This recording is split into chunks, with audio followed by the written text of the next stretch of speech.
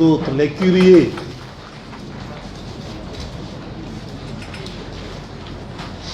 ceux qui veulent vraiment comprendre comment fonctionne le système éducatif guinéen, de prendre les bics et les feuilles et de noter ce que nous allons dire. C'est très important. Ce qui est important dans un tel échange, c'est de ressortir avec les informations claires, de ressortir avec ce que les spécialistes de l'éducation disent. Parce que c'est très dommage de voir ou de comprendre ou de penser que tout le monde est spécialiste des questions éducatives. Tout le monde peut se prononcer sur les questions éducatives. Tout le monde peut raconter tout sur le système éducatif sans venir à la source, chercher à comprendre, à voir ce qui se passe.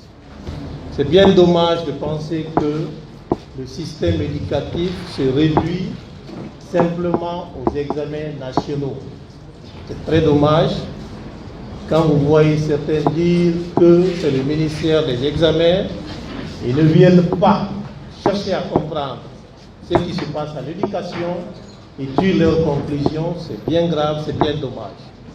C'est pourquoi j'invite les uns et les autres à se munir de leur stylo, de leur bic, de leur cahier, de prendre note. C'est très important. Parce que là, vous allez ressortir avec des informations claires qui vont vous permettre désormais de dire ce qu'il faut dire. Alors écoutez, quand nous sommes venus aux affaires, c'était en 2021. Je suis ministre de la République. La première des choses que nous avons fait quoi? Le président de la transition, le chef de l'État, colonel Mamadi Doumbouya, nous a dit ceci. L'école guinéenne, c'est 4 roues. La première roue, c'est l'État. La deuxième roue, ce sont les enseignants. La troisième roue, ce sont les parents. Et la quatrième roue, ce sont les élèves. Et l'école guinéenne, c'est sur toute l'étendue du territoire. Sur chaque nanomètre de la République, l'école guinéenne s'impose. Quand vous voulez connaître, comprendre le problème de l'école guinéenne, il ne faut pas te mettre dans ton bureau ou être derrière ton micro pour parler de l'école guinéenne.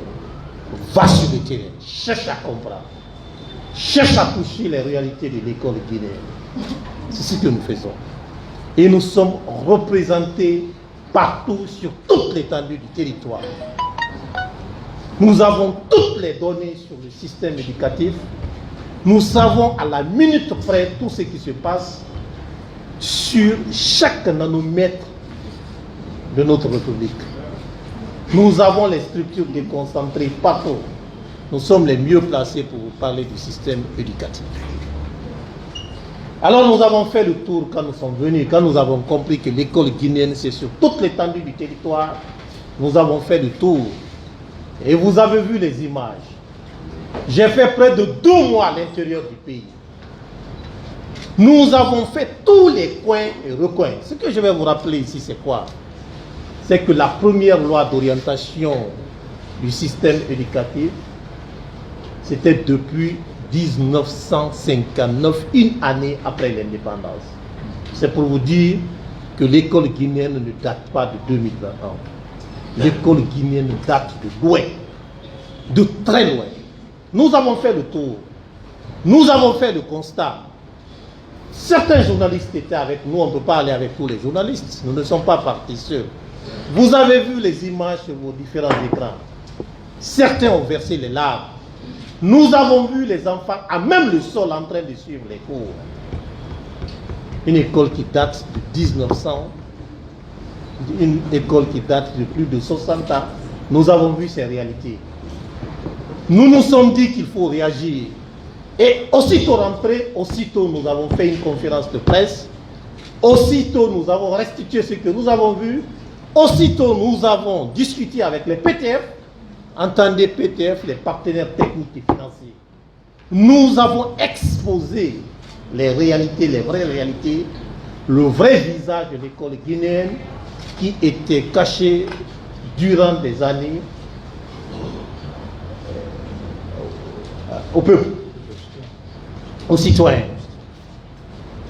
Ensemble, avec les PTF, le gouvernement, l'accompagnement du chef de l'État, nous avons engagé une campagne de rénovation de plus de 546 écoles sur toute l'étendue du territoire. Vous êtes des journalistes, allez-y, faites le tour, vous saurez si ce projet existe ou pas. Aujourd'hui, à l'instant où je vous parle, le taux d'exécution de ces projets, le plus faible taux d'exécution, c'est 80%. Il y a beaucoup qui ont déjà achevé. Ce sont les réalités, ce sont des choses qui existent palpables. Ce que nous sommes en train de dire, on n'invente pas, ces choses existent et ça se fait sur le terrain. Vous pouvez aller, vous avez vos représentants partout, ils vous diront si ça se fait, si ça ne se fait pas. Ça, c'est la première des choses. Quand nous sommes venus, nous avons compris, après le tour, que l'école guinéenne avait besoin de la formation des formateurs. L'école guinéenne a besoin de la formation des formateurs. Personne, aucun journaliste ne dira ici que l'année dernière, il n'a pas vu, sur toute l'étendue du territoire, une campagne de formation des formateurs, des vacances jusqu'à la fin d'année. Et la toute dernière formation des formateurs, c'était en docimologie. Entendez par docimologie, la science des examens, la technique de formulation des items. Vous avez vu les sujets, ils viennent d'en parler. L'inspecteur est là. Comment les sujets ont été formulés cette année? Je ne vous dis pas que c'était des formulations à 100% réussies, mais les formulations étaient très bonnes. Donc, nous sommes allés jusqu'à former ceux qui doivent formuler les sujets pour éviter ces problèmes que nous avons connus dans le passé. Et cette autre chose que je vais vous dire, c'est quoi? C'est cette prise de conscience collective, parce que le président de la transition, le chef de l'État, nous a martelé que l'école guinéenne, ce sont les 4 roues. Et je viens de vous citer les roues. Après les résultats de l'année dernière, qui se sont chiffrés à 9%, un résultat qui nous a déchiré le cœur, mais qui était le vrai visage de l'école guinéenne, il fallait prendre des dispositions. Et ce sont des dispositions, quelques dispositions que je viens de vous énumérer. Nous nous sommes dit qu'il faut un contrat de performance. Et très tôt, nous avons entamé les contrats de performance avec toutes nos structures. Nous avons formé la formation dont je vous parlais. Plus de 14 000 enseignants sur toute l'étendue du territoire. Et à l'issue de ces formations des formateurs, vous avez constaté dans les différentes classes, parce que tu ne peux pas taxer le niveau des élèves quand vous-même formateur, vous ne vous remettez pas en cause. C'est ce que nous avons fait. Vous le savez autant que moi que la formation est un processus de rectification ou d'amélioration continue. Aucune formation ne doit stagner, sinon elle disparaît. Quel que soit ton niveau, si tu ne te remets pas en cause, si tu ne reviens pas à l'école, tu stagnes, tu dors et tu oublies. C'est ce que nous faisons. Et aujourd'hui, à l'instant où je vous parle, pendant ces vacances encore, ces formations des formateurs vont continuer et sur toute l'étendue du territoire. Et ces formations ne touchent pas que les enseignants des classes d'examen. Ça touche les enseignants de tous les niveaux. Les inspecteurs sont là, ils vous diront mieux. Ça touche la formation, tous les niveaux, toutes les classes que nous avons. Monsieur le directeur du service examen vient de vous dire, le problème de l'école guinéenne se situe à tous les niveaux, pas seulement dans les classes d'examen. Quand on veut rectifier le tir, il faut le rectifier sur toute la chaîne. Et les classes intermédiaires et les classes d'examen. Des dispositions draconiennes sont en gestation pour les classes d'examen. Le drame, c'est quoi? Un élève qui fait par exemple la 7e dans une école A, qui n'a pas la moyenne dans cette école et qui prend ses clics et claques, se faire inscrire dans une autre école, il faut freiner cette hémorragie. Il n'a pas la moyenne, il échoue ici, il prend, il se fait inscrire dans une autre école. Certes, c'est difficile à maîtriser, mais ce n'est pas sans solution. Un problème sans solution est un problème qui n'existe pas ou un problème très mal posé. Nous avons déjà la solution. Les inscriptions uniques dans toutes les écoles. Ça veut dire quoi? Quand un élève s'inscrit une fois et ça devient une inscription unique avec un identifiant unique. Quand tu dois quitter d'une école pour une autre école, tu es obligé de passer par le département. Il faut que le département sache qu'il y a le mouvement des élèves. Donc la maîtrise du mouvement des élèves dans les classes intermédiaires va s'imposer. Cela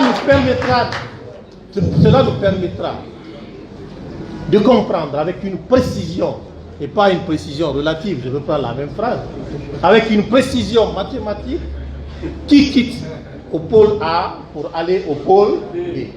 Quand on maîtrise ça, nous osons espérer, il l'a dit, que cela pourrait, je vais mettre au conditionnel, nous permettre de maîtriser le mouvement des élèves, d'éviter qu'il y ait un taux d'échec très élevé dans les classes d'examen. Et les bulletins scolaires aussi, les jours à venir, c'est déjà fini, la conception, toutes les écoles de la République, que tu sois privé ou public, il y aura un seul bulletin à l'image des diplômes. Il vient de vous dire, avant c'était une disparité incroyable, plusieurs sortes de diplômes. Aujourd'hui, le diplôme, il est unique. De 58 jusqu'à aujourd'hui, on a uniformisé tous les diplômes. Donc c'est la même chose que nous allons faire pour les classes aussi intermédiaires. Parce que le diplôme, c'est à partir des classes d'examen. Les bulletins uniques, c'est déjà fini. Les prochains jours, vous allez voir. Toutes les écoles, en tout cas si tu es une école de la République, une école qui est sous la coupole du ministère de l'enseignement pré-universitaire et de l'alphabétisation, le seul choix que tu pourras, c'est quoi? C'est de t'aligner et d'être dans notre base de données en fonction de ce bulletin unique. Alors, quand nous sommes venus aussi, il vous l'a dit, il a déjà dit, la bonne question qu'on a posée, c'est quoi? Pourquoi il y a souvent fuite de sujets en conseil de cabinet? Nous avons travaillé dessus. Je vais vous dire quelque chose.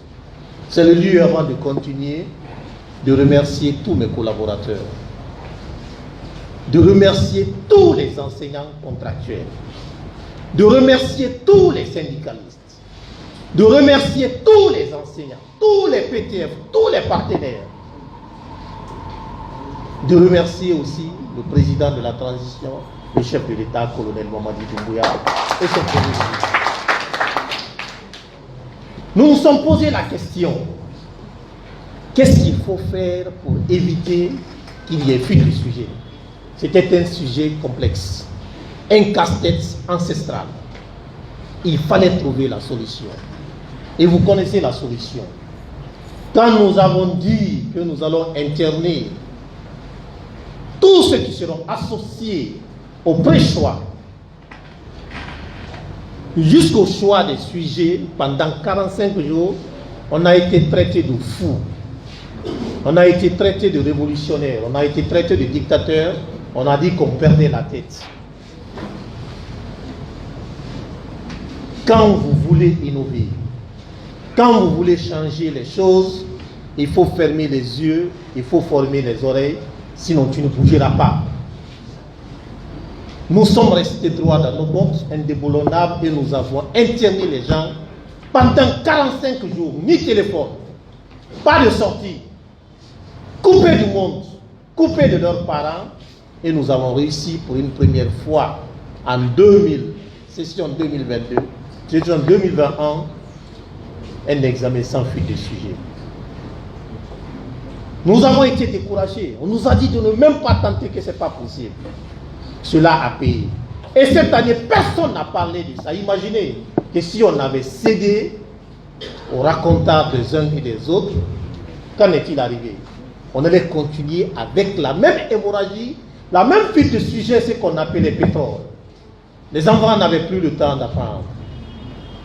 Leur temps, c'était quoi? C'est comment s'inscrire dans les groupes WhatsApp, comment chercher la fuite de sujet la nuit, comment déambuler d'école en école pour avoir ce qu'on appelle le pétrole, pour partir, recopier le lendemain en classe. Mais l'année dernière, nous sommes restés imperturbables. Les gens sont rentrés, ils étaient internés, et nous avons mis un processus en place qui n'a pas failli. Et nous avons réussi un examen sans fuite de sujet. Je ne vous dis pas un examen parfait, mais un examen sans fuite de sujet. Le premier esprit, la première crédibilité d'un examen national, à mon avis, c'est la maîtrise de la fuite des sujets. Nous avons réussi ça l'année dernière. Et cette année, personne n'a parlé de ceux qui étaient internés. Parce qu'ils ont compris que c'était un mécanisme qui était bon et que voilà, ça marche. C'est parce que l'année dernière, nous sommes restés en boulonnard. Cette année, nous avons parlé des codes QR. Ça criait sur tous les toits. Au lieu de mettre cet argent dans la construction des écoles, personne, aucun journaliste ici, personne n'est venu nous demander quels sont les moyens, qu'est-ce que vous avez mis, quels sont les moyens, ainsi de suite. Personne. Je voyais tout le monde parler. Mais comme je suis très imperturbable, quand nous estimons que c'est bon, nous sommes restés droits dans nos bottes. Et vous avez tous vu les résultats. Les gens se moquaient. Mais comment? Ce sont des magiciens. Le premier qui a tenté, vous avez vu. Et le deuxième qui a tenté, vous avez vu. Donc, autant de fois, autant de précision, et on allait mettre main sur tous ceux qui allaient tenter. Et la même chose allait continuer. Et moi, je vous dis quelque chose, il y a ce qu'on dit dans la conception des sujets, il y a ce qu'on ne dit pas. La seule sécurité sur ces sujets, ce n'est pas seulement les codes QR, il faut que vous le sachiez. Celui qui dirige ce département, c'est un scientifique. Celui qui est le directeur des services examens, c'est un informaticien. Quand on veut piéger un sujet et qu'on se rende compte exactement avec une précision mathématique, il vient de quel centre, lui et moi, nous le saurons. Il suffit que tu mettes en ligne et que moi je regarde, que ce soit code QR ou pas, lui et moi, quand nous travaillons, on saura avec une précision. C'est pourquoi j'insistais, je disais avec une précision mathématique, quand un sujet en ligne, à moins que tu fasses sortir et que ça ne soit pas en ligne. Mais quand c'est en ligne et que moi je regarde, on saura précisément ça vient de quel centre. Et tous ceux qui ont tenté, ils ont vu les résultats. Mais je sais que l'année prochaine aussi, personne ne parlera des codes QR. Si on avait démissionné, et voilà, les gens allaient continuer dans leur bêtise, continuer à copier, continuer à faire ce qu'ils veulent, et puis les tocards allaient prendre la place des meilleurs. Croyez-moi, je vais vous dire, si vous avez les briques notées quelque part, tant que le CNRD sera au pouvoir, je ne dis pas tant que Guillaume sera ministre, tant que le CNRD sera au pouvoir, il n'y aura pas de fuite de sujet en 2022. On peut considérer ça comme une vieille histoire et passer à autre chose. Donc, chers collègues, chers journalistes, chers tous, il y a une précision aussi très importante que je vais faire avec vous. Vous avez vu les téléphones, par exemple, là-bas. J'ai exigé à ce qu'ils soient là. Parce que beaucoup vous posaient la question, mais où sont les téléphones? Les téléphones que vous avez saisis. Ils sont tous là, ces téléphones. En 2020, ça c'était une année avant nous, en 2020, il y avait 950 téléphones saisis sur toute l'étendue du territoire. Notez bien, en 2020. 950. En 2021, il y a eu 530 téléphones saisis sur toute l'étendue du territoire. Et cette année, en 2023, il n'y a que 130 téléphones saisis. C'est ce qui est là. Et cette autre chose que nous avons regrettée, d'abord il faut saluer ça. Ça veut dire quoi que les élèves commencent à comprendre? De 500, de 950 à 130, ça fait beaucoup, hein? La différence elle est très grande. C'est quelque chose qu'il faut féliciter et applaudir. Les élèves commencent à comprendre. Cette autre précision que je voulais faire, c'est quoi? C'est que nous sommes déçus de certains de nos collègues enseignants. Il faut le dire, nous sommes déçus de certains enseignants qui n'ont pas encore intégré c'est quoi la refondation, c'est quoi le changement, qui n'ont d'ailleurs pas intégré c'est quoi l'école. L'école, et vous et moi, on sait tous que c'est un centre d'instruction et d'éducation où on acquiert le savoir, le savoir-faire et le savoir-être. Mais certains de nos collègues n'ont pas intégré cette notion de savoir-être et de savoir-faire. Quand cette année on nous dit que le nombre d'enseignants qui a été éliminé est 2 fois supérieur au nombre d'élèves éliminés, c'est un problème. C'est un réel problème. Donc cet aspect aussi, nous sommes en train de nous battre pour continuer à moraliser pour que ceux qui n'ont pas encore compris comprennent et reviennent dans la maison. L'éducation, c'est un choix. L'éducation repose sur les valeurs. Quand tu ne développes pas ces valeurs, tu ne dois pas être enseignant, quelle que soit ta compétence. Qui que tu sois, quand tu ne développes pas certaines valeurs, tu ne dois pas être enseignant, tu ne peux pas être enseignant.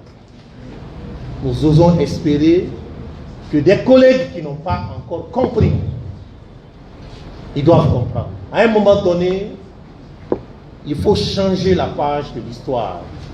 On sait que beaucoup d'enseignants étaient conduits dans la même vague. C'était un mouvement d'ensemble. Mais quand il y a le changement, il faut accepter d'intégrer le changement. Si hier, autrefois, tu passais tout ton temps à être dans une petite chambre, être en contact avec les élèves qui sont dans les différentes salles de classe, d'examen, faire des traités, les envoyer ces traités, quand le changement arrive, tu dois aussi accepter ce changement. C'est comme ça les choses fonctionnent. Mais beaucoup n'ont pas compris. Je crois qu'avec le temps, les gens comprendront. La différence, elle est nette, elle est grande. On sait ce qui se passait hier. Il y a beaucoup de mauvaises habitudes que les gens ont laissées derrière, mais certains n'ont pas encore compris. Nous osons espérer qu'ils vont intégrer. Les inspections sur le terrain. Depuis plusieurs années, l'inspecteur est là. On avait perdu cette habitude. Pourtant, l'école, c'est aussi la qualité. Il n'y a pas que le bâtiment, il n'y a pas que l'infrastructure. L'école, c'est aussi la qualité. Les inspecteurs ne sortaient plus sur le terrain. Ça dénonçait partout pour dire voici une école guinéenne sans inspection. Les gens faisaient du n'importe quoi. Est-ce que les programmes étaient enseignés? Est-ce que les gens étaient fidèles à l'esprit du programme? Est-ce que la progression était respectée? Ainsi de suite, ainsi de suite, ainsi de suite. Aujourd'hui, nous avons étoffé l'inspection générale. Ils font des formations. Il arrive même de sortir, aller se former pour revenir pour servir l'école guinéenne. Il faut des inspections continues. Et cette année, nous pouvons vous rassurer que du début d'année jusqu'à la fin d'année, pour moi, la place d'un inspecteur, ce n'est pas au bureau. Un inspecteur, c'est sur le terrain. Donc nous sommes en train de nous battre. Nous sommes en train de nous battre. Et j'avais promis aux inspecteurs, je dis cette année, vous pouvez être sûr, vous allez passer tout votre temps sur le terrain pour comprendre exactement ce qui se passe. Est-ce que c'est le programme qui a enseigné? Et si c'est le programme qui a enseigné, est-ce que c'est bien enseigné? Voilà. Nous avons aussi, si vous avez remarqué, des caravanes de renforcement des capacités des élèves que nous avons organisées cette année. Ils se sont rendus sur le terrain pour renforcer les capacités des élèves à l'intérieur du pays. Et cela aussi a payé. Mais nous reconnaissons et nous admettons que nous avions un problème, un manque criard d'enseignants à l'intérieur du pays. Des dispositions ont été prises par rapport aux enseignants contractuels. Et nous sommes en train encore de renforcer ces dispositions pour que les problèmes que nous avons connus l'année dernière, ces mêmes problèmes ne se répètent pas l'année prochaine. Mais ce qu'il faut noter aussi, c'est quoi? Il vient de dire les statistiques, la dernière étape. Les statistiques de cette année, je me réjouis et je ne me réjouis pas. Pourquoi? Il y a une nette amélioration par rapport aux résultats de l'année dernière. C'est bien, cela a été apprécié. À l'unanimité, ces résultats ont été salués. L'organisation des examens ont été salués. Mais pourquoi je ne me réjouis pas en tant que ministre? Parce que mon objectif, ce n'est pas 20%, ce n'est pas 30%. Mon objectif, c'est plus de 50%. C'est ça qu'on appelle la moyenne. La moyenne, c'est ce qu'on appelle la moyenne. Quand je n'ai pas la moyenne, je pense qu'il reste encore à faire. Et vous avez lu notre déclaration. Nous avons dit que nous nous sommes battus ensemble, les parents, l'État, les enseignants, les élèves. Il y a une prise de conscience collective. Il y a eu des formations sur toute l'étendue du territoire. Il y a eu beaucoup de choses qui ont été faites à l'amont. Et aujourd'hui, les résultats ont donné ce que cela a donné. Mais l'objectif, c'est plus de 50%. C'est surtout ça. Mais il ne faut pas aussi fabriquer les résultats juste pour fabriquer. Nous sommes restés derrière l'esprit de la qualité. Et c'est ce qui a fait que nous avons eu les résultats, ce que nous avons eu. Et nous osons espérer qu'avec les mêmes dispositifs, les dispositifs que nous avons déjà mis en place, nous allons continuer avec les mêmes dispositifs pour espérer améliorer encore davantage les résultats de l'année prochaine. Alors, chers tous,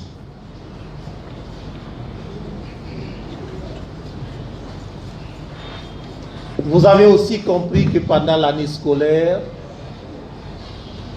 des élèves et des enseignants ont été récompensés. Et je vais faire une déclaration ici devant tout le monde, Inch'Allah. Les trois enseignants, les trois premiers enseignants de l'année prochaine auront une très grande surprise. Une très grande surprise. Et comme c'est une surprise, je me tais de l'annoncer. Et ce sera une très grande surprise du président de la transition, le chef de l'État, colonel Mamadi Doumbouya. Vous savez, quelqu'un a dit que pour accroître le mérite, il faut récompenser le mérite. Pour accroître le mérite, il faut récompenser le mérite. Quand on récompense le mérite des trois meilleurs enseignants de l'année prochaine, vous verrez comment d'autres vont se déployer pour être parmi les méritants des années à venir. Donc encore une fois, en attendant vos questions, je ne peux pas tout dire. Je sais que vous avez beaucoup de questions que vous voulez nous poser. Pour le moment, je vais me limiter là. Et nous allons nous soumettre à vos questions. Je vous remercie.